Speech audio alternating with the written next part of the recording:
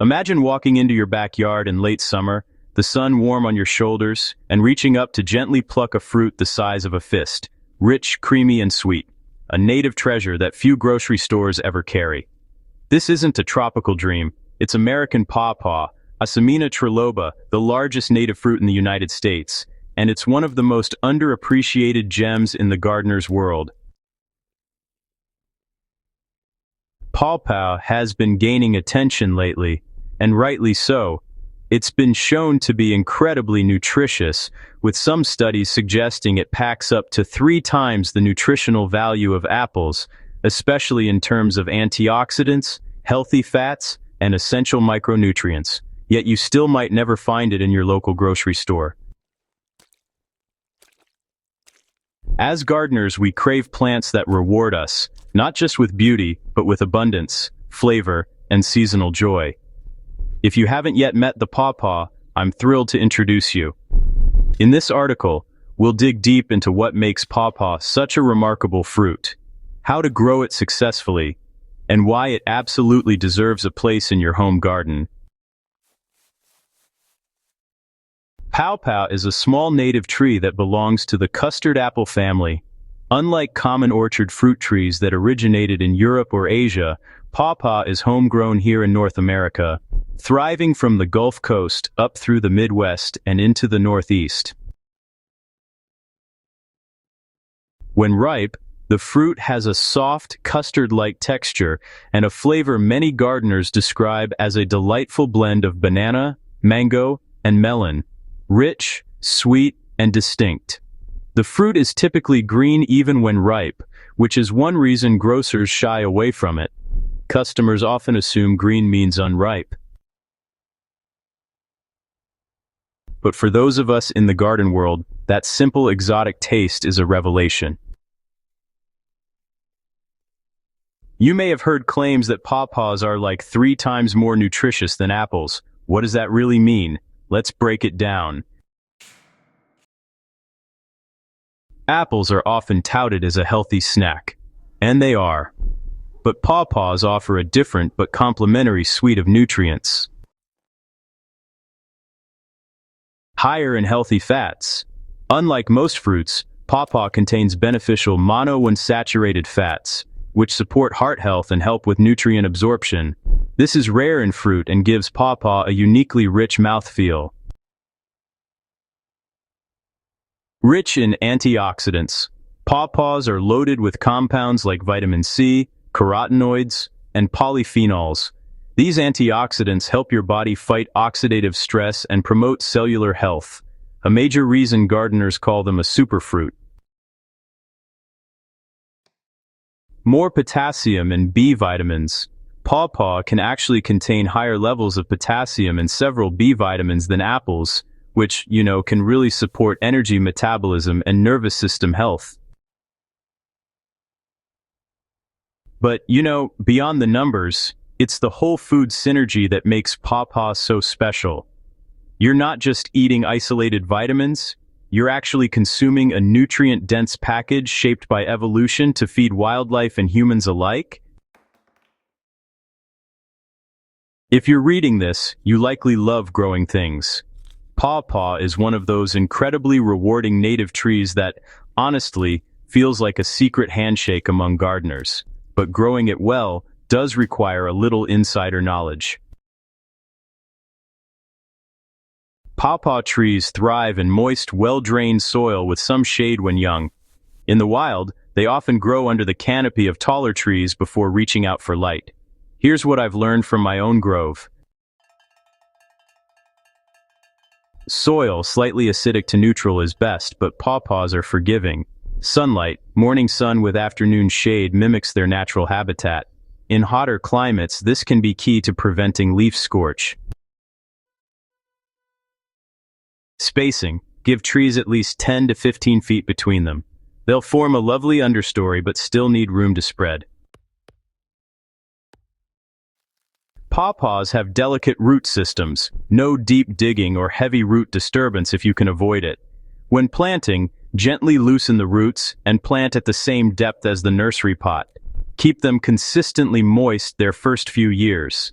mulch around the base, but not touching the trunk, to retain moisture and suppress weeds. In dry conditions, weekly watering is essential.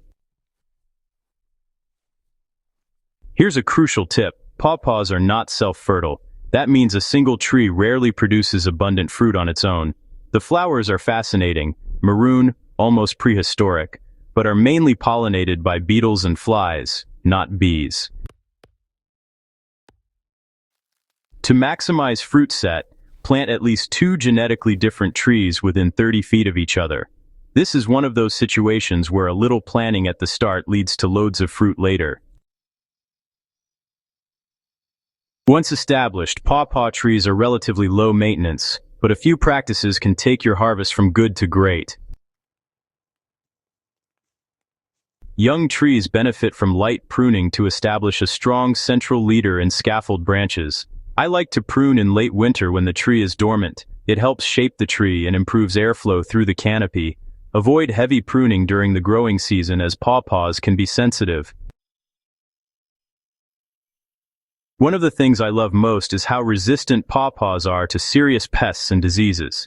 Unlike peaches or apples, you won't find yourself battling codling moth or bacterial spot year after year. Occasionally, you may see leaf spot or some minor chewing from caterpillars, usually nothing that harms the tree. For most gardeners, good cultural practices, like proper spacing, watering, and soil health, are all you need.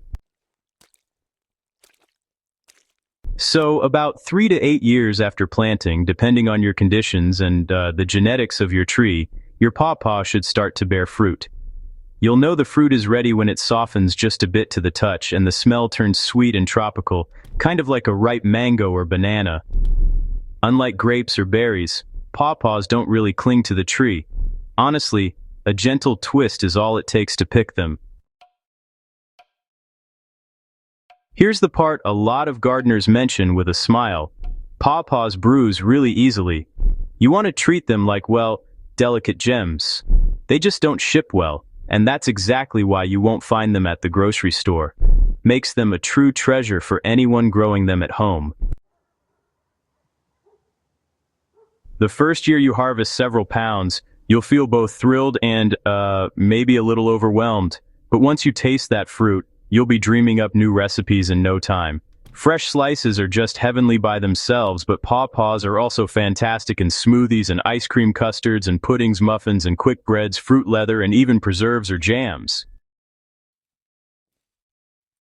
I like to freeze extra fruit in vacuum-sealed bags. It keeps beautifully, and honestly, it means you can enjoy a taste of late summer all year round.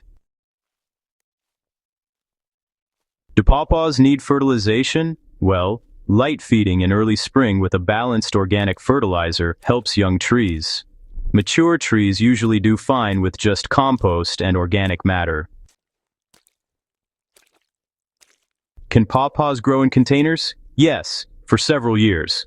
But because of their root sensitivity, once they outgrow the pot, you'll want to transition them carefully to the ground. Why don't grocery stores carry pawpaws? Mainly because the fruit is delicate and bruises easily. But for home gardeners, that fragility is just a sign of freshness and flavor. I'll never forget the first time I picked a ripe pawpaw. I'd planted 2 trees on a whim, and for 3 summers watched buds form, open, and then fall unpollinated. The 4th year something clicked, maybe a lucky insect parade, and suddenly every branch had clusters of fruit. That first bite was revelatory, sweet, creamy, tropical, and gone far too quickly. I immediately texted my gardening friends, posting photos and promising recipes. It felt like discovering a secret that every gardener should know. And that's exactly why I'm writing this, because pawpaws deserve to be grown, tasted, and celebrated in every backyard that can support them. If you want a native fruit tree with distinctive flavor, nutrient richness, low pest pressure, and a unique story, pawpaw delivers on all counts. It connects us directly with the landscape's botanical heritage, a fruit indigenous peoples and early American settlers valued long before apples were common. Whether you're a seasoned orchard keeper or a backyard enthusiast just starting your fruit tree journey, Pawpaw offers something truly special, a rare combination of beauty, flavor, and garden resilience. Thanks for reading. If you enjoyed this deep dive into America's largest native fruit and want more practical gardening wisdom, make sure to subscribe to Rootshaven Grounds and share this article with your fellow growers. Let's grow more gardens and more pawpaws together.